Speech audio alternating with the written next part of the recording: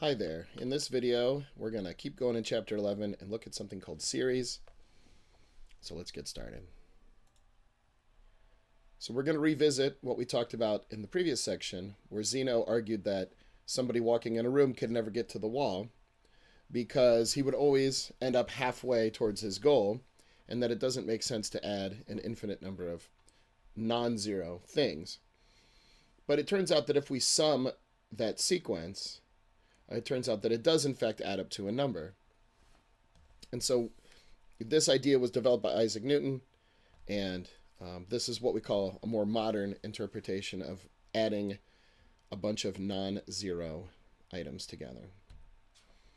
Now, if we try to add the terms of an infinite sequence, we get an expression that looks like this. So each individual A is a sequence, but we're just adding them. So just like our sequences are infinite, these series are considered to be infinite. And usually we just say series instead of infinite series. But it's a single symbol, right? It's the sum of the an from n equals 1 to infinity. Always start at 1. There'll be other times later on we'll start at 0, but those are special series. In general, the natural numbers start at 1. So let's really make rigorous what we mean when we talk about the sum of infinitely many numbers. So here's the sum from Zeno's paradox. So what we're going to do is we're going to just keep track of the totals as we go. So as a person walks across the room, every time there's a new halfway point, we just keep track of it.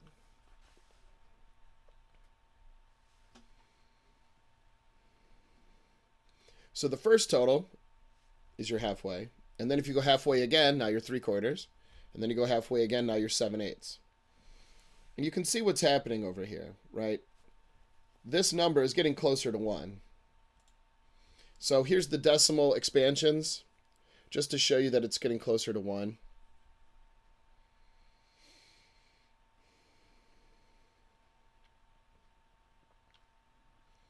And what we were looking at on that previous slide is what's called partial sums.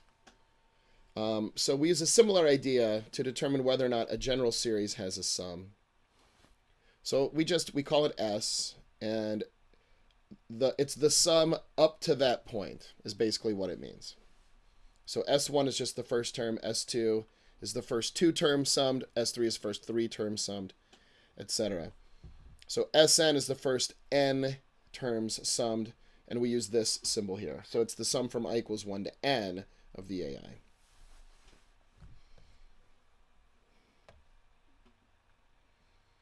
And we use partial sums to get a lot of the work done in this section and in future sections. So it seems like a relatively simple idea, but you're not going to be able to understand and execute problems in future sections without really, really making sure you understand what a partial sum is. So again, we're calling Sn the partial sum. It's the nth partial sum. But if we look at the sequence of all of the partial sums from 1 to infinity, then the series is convergent if the sequence is convergent. So this is the definition. This is how we're defining convergence of a series. If the sequence of partial sums converges as a sequence from the previous section, 11.1, then the series converges. That's the only way we can define it. And when we define it that way, we get some really powerful tools for analyzing functions.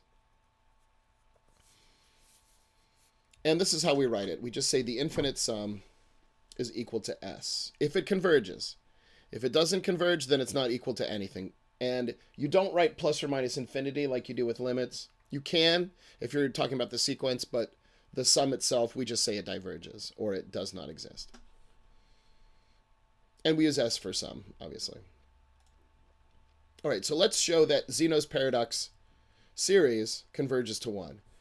So just that table of numbers that we saw is not really good enough. There's a geometric argument in the book that you might like, but I'm not going to go over it.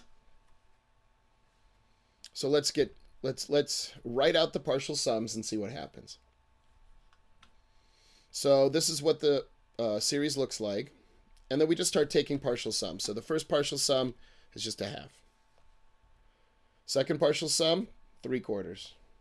7/8. So we saw that already. But what we need to see now is there a general way that if we have the nth partial sum, that we know what's going to go on the right side? Well, you can see here, like look at S3. So this is 2 to the first, 2 squared, 2 to the third. So the index here is always the power of 2. And the number in the numerator is always 1 less. So this is just 2 to the n, and this is just 2 to the n minus 1. Right? This we can convert with some algebra into something a little bit simpler. Now, the limit of this sequence is the limit of this. So we can just take the limit of this expression as n goes to infinity, and you get 1. Right? Because 1 divided by 2 to the infinity, this is 0, so it's just 1. So this is really what proofs look like kind of early in this section or in the middle of this section. It's a lot of just writing stuff out, matching stuff up, and then using limit laws, and then taking the limit. So that's a proof. Now we're going to get a formula later, but it comes from the same idea, and it's called a geometric series. So a geometric series is a special name given to series of the form that you see here, where you have a number, and then you sum that number times an increasing power of r every time. So this is like r. So there's an a in every one of these, and technically you can factor a out of the series if you want. But this is r to the first, so you can think of like r to the 0 being here because it's 1. So it's like r to the 0, r to the first, r squared. So even though we're starting at 1, we need to have n minus 1 out here. So when you're working with geometric series, you have to make sure that this bottom index is a 1 and that in here it's an n minus 1. You have to make sure of that. Each term is obtained from the preceding one by multiplying it by the common ratio, r. So there's lots of ways of analyzing a geometric series. I'm going to show you 2 ways. So let's prove that we can find the sum of a geometric series. So we're going to do a proof here. We're deriving a formula really, but it's a proof. So we're going to denote the partial sums using what we developed a couple slides ago. Right? You're just taking each term in the series and adding them together. And then we're going to take this whole thing and multiply every term by r. All that's going to do is make this rsn, and then the power goes up on all the r's. What we do then is subtract the left and right sides. Here you get s minus rsn, sorry, sn minus rsn. Over here, ar minus ar is 0. Ar squared minus ar squared is 0. All the way over, so you have a minus, everything cancels, minus arn. So this whole thing cancels to this, and then you solve for Sn, and you get this nice formula. So this is for finite sums of geometric series.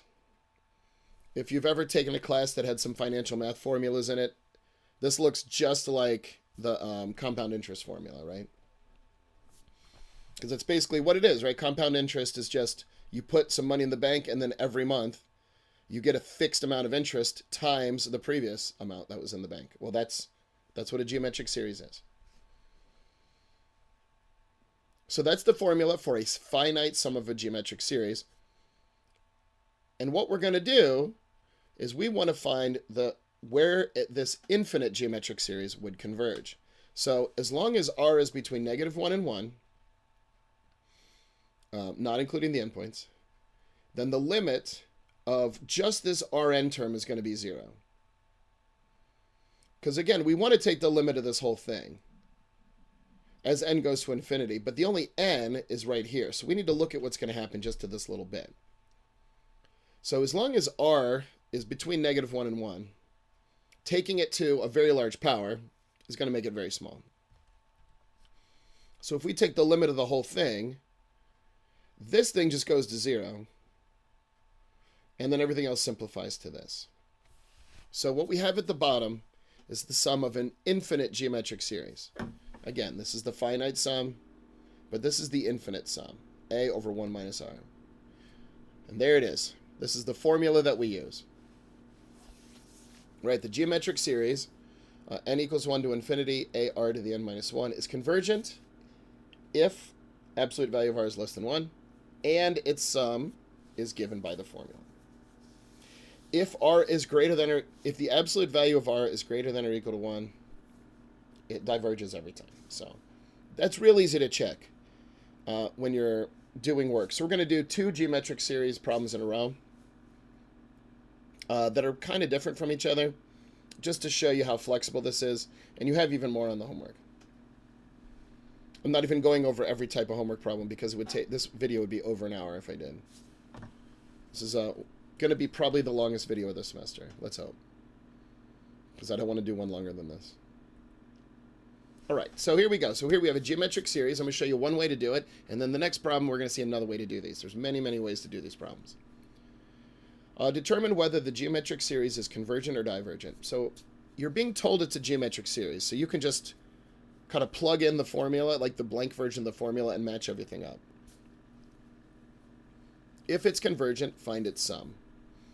So the approach I'm going to use in this problem is I'm just going to line up the geometric series underneath and match up the parts, because we need to get it in this form. Right now, our geometric series looks like this. We need it to look like this. So I wrote the series here, and then I just expanded this out and wrote it underneath. Well, the first term has to match up. So a is definitely 10.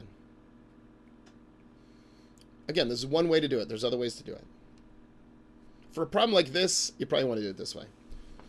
So what I did is I just rewrote a is 10 for all these, just to kind of show you how it works here. Now let's match up the second term. Negative 6 is 10r. It tells us r is negative 3/5. And the absolute value of negative 3/5 is less than 1, so the series is convergent. This is a really easy way to do these problems. I would caution you against looking for additional shortcuts. Again, in the next problem, I'm going to show you a different way to do it. And there are some shortcuts you can use for this type of problem, but if you try it in the next type of problem, stuff gets really difficult really fast. So I would suggest problems that look like this, use this method. Now we just plug everything into the formula, a over 1 minus r. So r is negative 3/5, a is 10, simplify, simplify, done. So pretty easy stuff if the problems are in the form that I just showed you. But geometric series can look a lot of different ways. Anything that has a number to a power, and the n is the power, so any number to the n power is a geometric series. And so often these geometric series are sort of hiding in plain sight. So let's see another one. Again, you're being told it's a geometric series, but notice it doesn't look like we have a number to a power. It looks like we have 1 divided by a number to a power.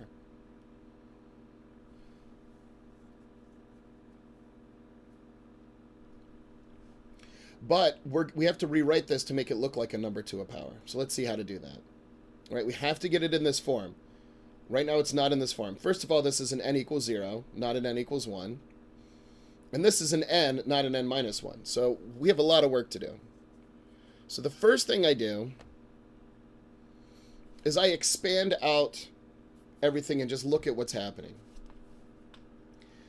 The 0 term, so the first term, 1 over radical 5 to the 0 power, which is part of this series, is not in here. It must be separated and pulled out and treated separately. And in fact, this whole quantity just becomes 1. So when we get the answer to this, we're just going to add 1. So I put it in purple so you can reference it. Now the rest of these, I'm going to figure out what's going on. Right? Now, we have n minus 1 to infinity of 1 plus radical 5 to the n. Still don't have n minus 1, but I have the 1 here that I wanted. And notice this 0 term just became a 1 plus. This is still not in this form. But what I can do is I can take out one of these r's, and then that'll drop to an n minus 1. So that's what I do. I just factored out one of these. Now I have n minus 1. Here's the infinity. Got it. I have r to the n minus 1. Right, notice I just pulled the exponent on the outside of the power because the 1 in the numerator doesn't do anything. I didn't mention that here. I should have mentioned that, but hopefully you noticed that, 1 over radical 5 squared is the same as quantity 1 over radical 5, then squared. So I still got the 1 plus, but I had to pull this thing out of here, so this becomes a. So if you have to factor something out, you still need r to a power. You still need another number on the inside. Even if that number is 1, it's still a number. In this case, it's 1 over radical 5. So a is 1 over radical 5, r is 1 over radical 5. And you look at r to determine convergence. So 1 over radical 5 is indeed less than 1. So the series is convergent. Now we plug everything into our formula. And this one has a lot of algebra. I thought about just stopping here and going to the answer, but I didn't know if everybody knew how to solve these because there's so many radicals and your answer has to be in radical form. So what I did here is I got a common denominator in the denominator. Then I divided. It just cancels out the radical 5s in the denominator.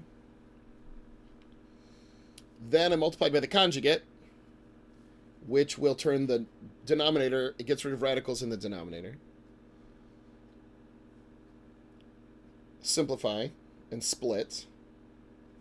Now this is the answer to a over 1 minus r. But remember, we still had that 1 plus from earlier here. So 1 plus this whole sum is a over 1 minus r. This whole sum is this. So we just have 1 plus this. And then you simplify and you're done.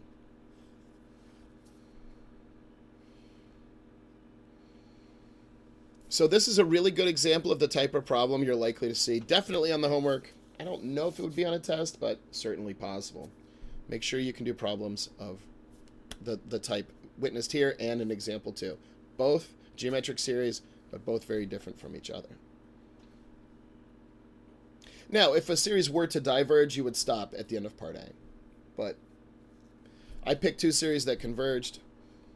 You'll know if it diverges when you take the limit. The limit will just grow without bound. Or you'll look at r, and if r is bigger than 1 or less than -1, it's divergent. All right, let's keep going. So now we're going to switch gears a little bit. This is not a geometric series. It's called the harmonic series. You're going to see it absolutely all the time in Chapter 11. And it's one of the most important series that we study, because it looks like it should converge, but it doesn't. Only certain types of series converge. So let's see why this thing diverges. So when I say show that, this is a proof. And you have to know this proof. It's really important.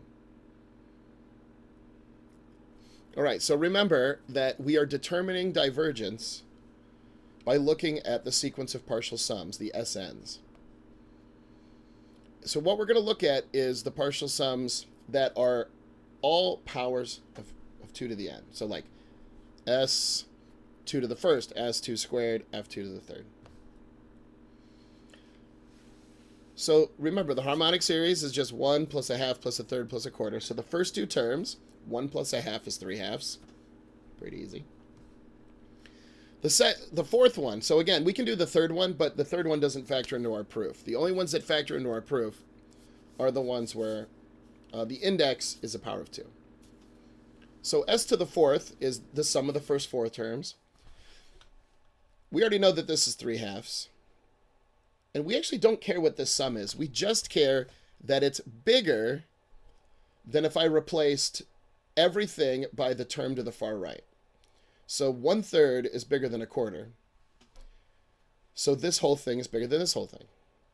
I actually don't care what this sum is. But I do care what this sum is. So this is 1 plus a half plus another half, right? what we're going to do as we continue down is we're going to keep adding things that add up to a half. So this right side is 1/2 units bigger than this. The left side, we don't care. We just know it's bigger than 2. That's all we know. Let's do another one. So here's the 8th one. We add 4 more terms, and all we care about is that these 4 numbers summed is bigger than if they were all equal to 1/8. That's all we care about, right? 1/7 is bigger than an 1/8, 1/6 is bigger than an 1/8, 1/5 is bigger than an 1/8. Because this is 1, this is a half, this is a half, this is another half. So we go up another half. So every time we do this, we go from let's say S8 to S16. The thing on the left side is getting bigger, and the thing on the right side is going up by a half every time. So here I worked out a couple of these for you, right? So if you go back and look at it, like 2 is 1 plus 1, right? And then we had 1 plus 3 halves, 1 plus 2, 1 plus 5 halves. So every time this goes up, where the index is 2 to the higher power, the right side goes up by a half. And it's a nice correspondence here, right? So for example, if you pick n to be 5, 2 to the 5th is 32. So you get 1 plus 5 halves, right? So it matches up. Now what we can do is we can look at the limit of this right side as n goes to infinity. It turns out that this diverges. If the left side is larger than something that diverges, then the left side also diverges. So the entire series diverges. This is a really good proof. This is the kind of stuff we do in Chapter 11. Make sure you can do it. Make sure you understand it. If you don't understand it, you got to get a hold of me, and I can explain it. All right, let's keep rolling. Now we're going to look at a nice theorem called 11.2.6. If the series is convergent, then the limit of the sequence of the ANs is 0. So this is not the same as what we've been talking about, right? What we've seen is mostly, up to this point, geometric series that converge, but we really didn't care about the individual ANs. We looked at the partial sums. They had to converge. So what we're basically going to do here is prove that if the partial sums converge, then the ANs have to be 0. So let's see how that works. Okay, so here we're just looking at the nth partial sum of this series. And what we get here is that the nth term is the difference of the 2 previous partial sums, right? Every time you do one more partial sum, you're adding on one more term. So that term is just how much bigger the partial sum got. So that's what this means. Now we know this is convergent, right? It's on the if part. That means the sequence of the SNs is convergent. So we're going to show that if the sequence of SNs is convergent, that each term has to go to 0. Let's see how to do that. It's not a hard proof. It's just one slide. All right, so we're going to define the limit of the SNs as a number S, whatever that number happens to be, right? We're given that it's convergent, so S exists as a number. Now we know that n minus 1 goes to infinity as n goes to infinity, right? As you go all the way up to infinity, whatever happens to n minus 1, the same thing happens to n. So that means the limit of S n minus 1 is also S. So the limit of the SNs and the limit of the Sn minus 1. So remember, Sn minus 1 is just one back from partial sums wise from Sn, right? Sn goes up to n. Sn minus 1 just goes up to whatever term is right before it. But if you're going to infinity, if you have n going to infinity, then n minus 1 goes to infinity. So if this goes to infinity, then this must be the same as that. So this is also S. These both have the same sum if they're both convergent. Well, if they both have the same sum, then when I plug them in here,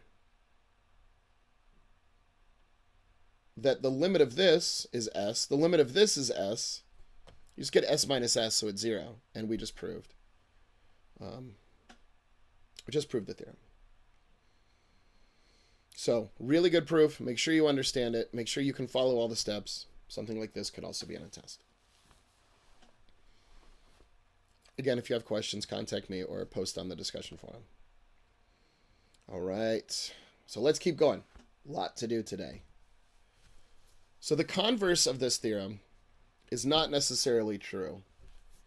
Just because the ANs go to 0 does not tell us that the series converges. In example 4, we saw the harmonic series. The limit of the harmonic series was 0, but the series, we proved, diverges. So what that gives us is a quick way to determine if a series diverges, but it can't tell us if a series converges, right? This theorem can only tell us that if we know it converges, the individual terms go to 0. But going the other way, it doesn't tell us anything. And so we use that to give us something called the divergence test. This is a direct result of the theorem, and it's basically the contrapositive of the theorem. So if the limit as n goes to infinity of the AN does not exist, or if the limit is not 0, then the series is divergent. So we pick up a little bit of extra stuff here. The true contrapositive would just be that the limit is not 0. But when we say the limit doesn't exist, remember, with series, there's two ways something can fail to exist. It can oscillate, or it can go to infinity or negative infinity. So if it goes to infinity or negative infinity, that would be considered does not exist, which would also be not 0. But if it oscillates, that's a special kind of does not exist. So we need to throw this in here. So the only way that a series can converge is if the limit of the individual AN terms goes to 0. So let's use the divergence test and see what happens.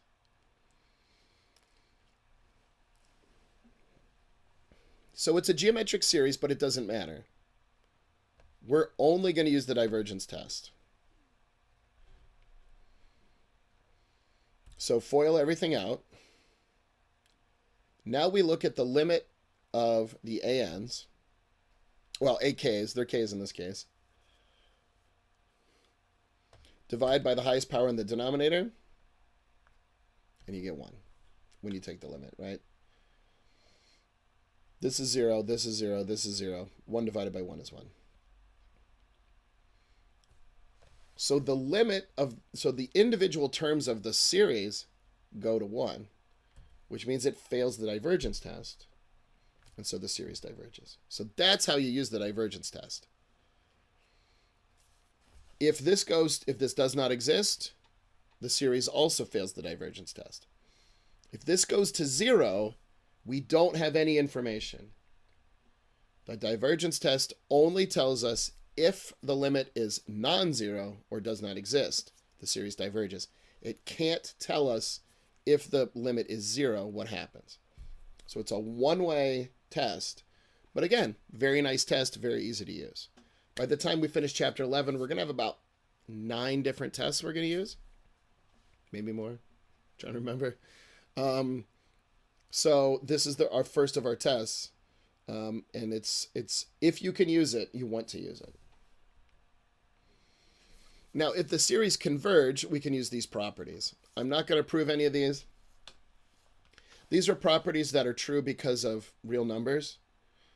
And the way you would prove them is by just showing that the partial sums can be added, basically. So this is saying that if we have a number times a series, we can pull the number to the front. That makes sense. If we have a sum of... So the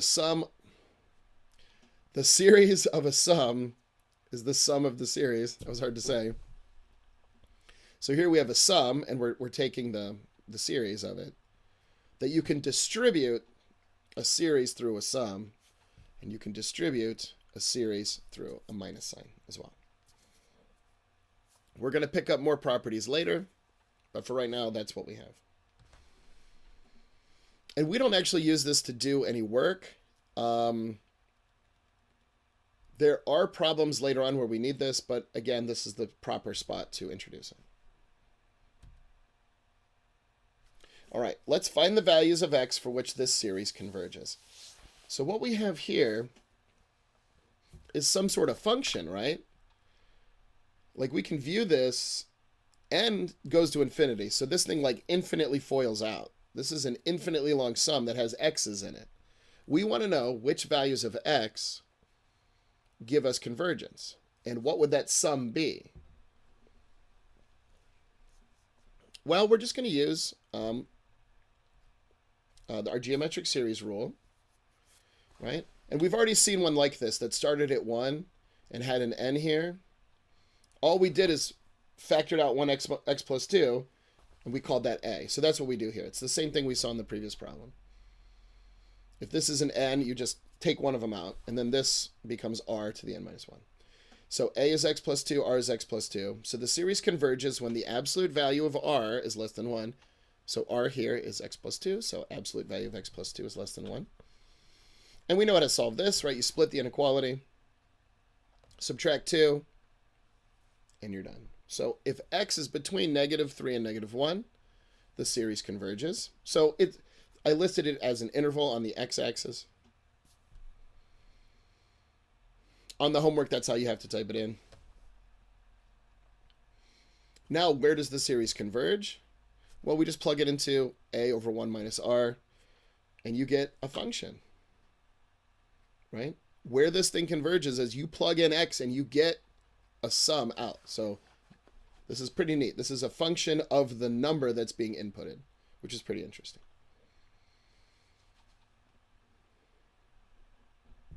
And there's other types of problems on the homework, but like I said, I don't want this video to be any longer, so we're going to wrap it up right here. If you got any questions, let me know, and I will see you all next time. And until next video, have a good day. See you later.